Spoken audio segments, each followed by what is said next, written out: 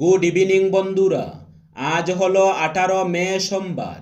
আজকের বরাক উপত্যকা তথা আসামের শ্রীভূমি, শিলচর, হাইলাকান্দি এবং ভারতের বিভিন্ন প্রান্তের আজকের সন্ধ্যার বিশেষ বিশেষ খবরগুলি হল: কেন্দ্রীয় হিলাল কমিটি অসমের সভাপতি মৌলানা ফখরুদ্দিন আহমদ কাসিমি এবং সম্পাদক প্রধান আলহাজ ইমদাদ হোসেন এক বিজ্ঞপ্তিতে জানিয়েছেন, 17 মে অসম তথা ভারতের কোথাও জিলহজ মাসের চাঁদ দেখা যাওয়ার খবর পাওয়া যায়নি।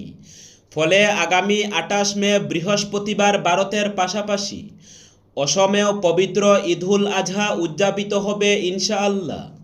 এ উপলক্ষে কেন্দ্রীয় হিলাল কমিটির পক্ষ থেকে সমগ্র অসমবাসীকে আন্তরিক ঈদ মুবারক জানানো হয়েছে। গুয়াহাটি, শিলচর সহ রাজ্যের প্রতিটি বড় শহরে ঘণ্টাখানেক বৃষ্টি হলেই কৃত্রিম বন্যার পরিস্থিতি দেখা দিচ্ছে এবং অনেকেই সাধারণ মানুষের নাগরিক সচেতনতাকে এর জন্য দায়ী করছেন।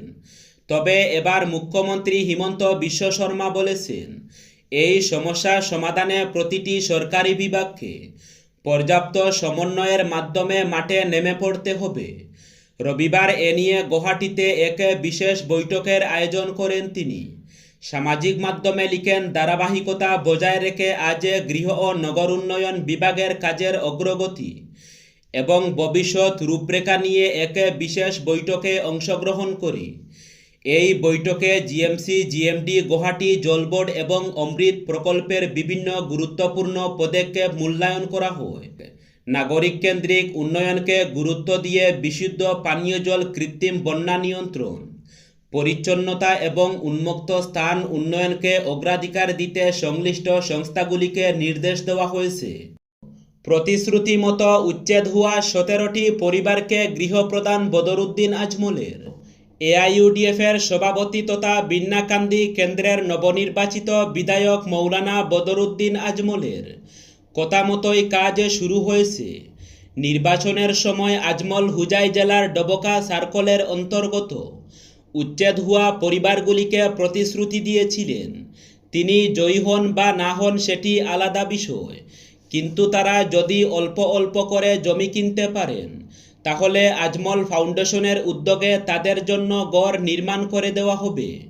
সেই অনুযায়ী উদমারি গ্রামে বদরুদ্দিন আজমল এবং প্রাক্তন বিধায়ক সিরাজউদ্দিন আজমলের পরিচালিত আজমল ফাউন্ডেশন যমুনা মৌডাঙ্গা সংরক্ষিত বনাঞ্চল থেকে উচ্ছেদ হওয়া 17টি পরিবারকে গৃহ প্রদান করে আজমলের এই প্রশংসনীয় উদ্যোগকে সচেতন মহল সাধুবাদ জানিয়েছেন।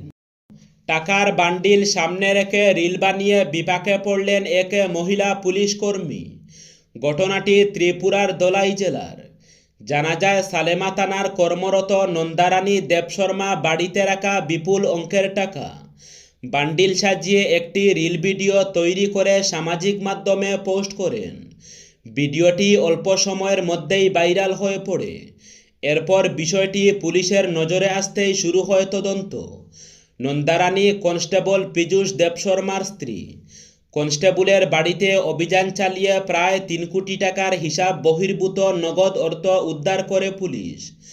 ঘটনার জেরে কনস্টেবল পীযূষ দেবশর্মাকে সাময়িক বরখাস্ত করা হয়েছে। একই সঙ্গে এই মামলায় পীযূষ দেবশর্মা, তার স্ত্রী নন্দারানী দেবশর্মা সহ মোট 5 জনকে গ্রেপ্তার করেছে পুলিশ। কেরলমের ত্রয়োদশ মুখ্যমন্ত্রী হিসাবে শপথ নিলেন কংগ্রেস নেতা বিডি সতীশন। দীর্ঘ 1 দশক পরে কেরালায় ক্ষমতায় ফিরেছে কংগ্রেসের নেতৃত্বাধীন ইউডিএফ। সোমবার তিরুবনন্তপুরমের সেন্ট্রাল স্টেডিয়ামে শপথ গ্রহণের আয়োজন করা হয়। সেখানেই শপথ নেন কেরলমের মুখ্যমন্ত্রী বিডি সতীশন। রাজ্যপাল রাজেন্দ্র বিশ্বনাথ আরলেকর শপথ বাক্য পাঠ করান নতুন মুখ্যমন্ত্রী বিডি সতীশনকে। নতুন মুখ্যমন্ত্রীর সঙ্গে এদিন তার ক্যাবিনেটের 20 জন মন্ত্রীও শপথ নিয়েছেন। কেরলমের গত 60 বছরের ইতিহাসে এই প্রথমবার মন্ত্রিসভার সমস্ত সদস্য একই দিনে মুখ্যমন্ত্রীর সঙ্গে শপথ গ্রহণ করলেন। কাঠিগড়া এলাকার মাদারপুর গ্রামে বরাক নদীর ভয়াবহ ভাঙনে বিপর্যস্ত হয়ে পড়েছে বিস্তীর্ণ এলাকা। ইতিমধ্যেই নদীগর্ভে বিলীন হয়ে গেছে অন্তত 10টি পরিবারের বসতবাড়ি। আকস্মিক এই ভাঙনে গৃহহীন হয়ে পড়া পরিবারগুলো বর্তমানে মাদারপুর পাবলিক এমই স্কুলে আশ্রয় নিয়েছেন। স্থানীয় সূত্রে জানা গেছে, শুক্রবার ও শনিবার গভীর রাত পর্যন্ত টানা বর্ষণের ফলে নদীর পাড়ে বড় বড় ফাটল দেখা দেয়। এরপর মুহূর্তের মধ্যে একের পর এক বসতবাড়ি নদীগর্ভে তলিয়ে যেতে শুরু করে। বর্তমানে আরও 70টির বেশি পরিবার চরম আতঙ্কের মধ্যে দিন কাটাচ্ছেন। বহু বাড়ি এখন নদীর কিনারা থেকে মাত্র কয়েক ফুট দূরে অবস্থান করছে। সংঘাত বিধ্বস্ত মায়ানমার থেকে নতুন করে শরণার্থীদের ঢল নেমেছে মিজোরামের সীমান্তবর্তী এলাকায়। প্রতিবেশী দেশের পশ্চিম চীন রাজ্যে সামরিক বাহিনীর নতুন অভিযানের আশঙ্কার মধ্যে স্থানীয় প্রশাসন ও বিভিন্ন সামাজিক সংগঠন আরও বড় সংখ্যক শরণার্থী আগমনের জন্য প্রস্তুতি নিচ্ছে। পুলিশ সূত্রে জানা গিয়েছে, মঙ্গলবার ও বুধবারের মধ্যে অন্তত 822 জন মায়ানমারের নাগরিক চাম্পাই জেলার জুকাউতার গ্রামে প্রবেশ করেছেন। ভারত সীমান্ত সংলগ্ন এলাকার মায়ানমার সেনাবাহিনীর অভিযানের সম্ভাবনা নিয়ে আশঙ্কা বাড়তেই তারা সীমান্ত পেরিয়ে আসছেন বলে জানা গিয়েছে। কর্মকর্তারা জানিয়েছেন, মঙ্গলবার একই দিনে 811 জন শরণার্থী ভারত মায়ানমার সীমান্ত বাণিজ্য কেন্দ্র দিয়ে প্রবেশ করেছেন। বুধবার আরও 11 জন সীমান্ত অতিক্রম করেন। বকেয়া ঋণ পুনরুদ্ধারের কাজে গিয়ে দুষ্কৃতীদের হামলার শিকার হলেন 2 ব্যাংক কর্মী। ঘটনাটি ঘটেছে গত 15 মে শিলচরের অসম গ্রামীণ ব্যাংকের ইটখোলা শাখা এলাকায়। এই ঘটনায় ব্যাপক চাঞ্চল্যের সৃষ্টি হয়েছে ব্যাংক মহলে। জানা গেছে, আসাম গ্রামীণ বিকাশ ব্যাংকের ইটখোলা শাখার অ্যাসিস্ট্যান্ট ম্যানেজার নবরাজ ছেত্রী এবং পিটিএস কর্মী তিলক দাস ঋণ আদায়ের কাজে এলাকায় গিয়েছিলেন। সেই সময় কিছু অজ্ঞাত পরিচয় দুষ্কৃতী তাদের উপর অতর্কিতে হামলা চালায়। হামলায় নবরাজ ছেত্রীর হাত ভেঙে যায় এবং তিলক দাস মাথায় গুরুতর আঘাত পান। বর্তমানে দুজনই শিলচর মেডিকেল কলেজ ও হাসপাতালে চিকিৎসাধীন রয়েছেন। ঘটনার পর ব্যাংকের পক্ষ থেকে স্থানীয় থানায় একটি এফআইআর দায়ের করা হয়েছে।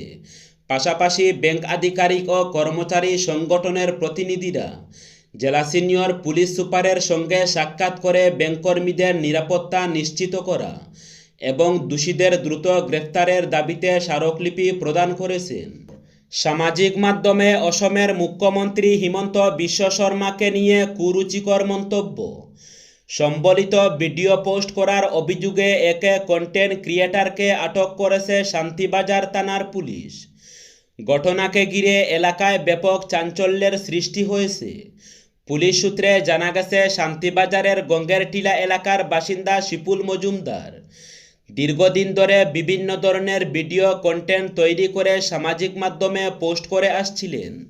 সম্প্রতি তিনি অসমের মুখ্যমন্ত্রীকে উদ্দেশ্য করে আপত্তিকর মন্তব্য সম্বলিত একটি ভিডিও নিজের সোশ্যাল মিডিয়া অ্যাকাউন্টে আপলোড করেন।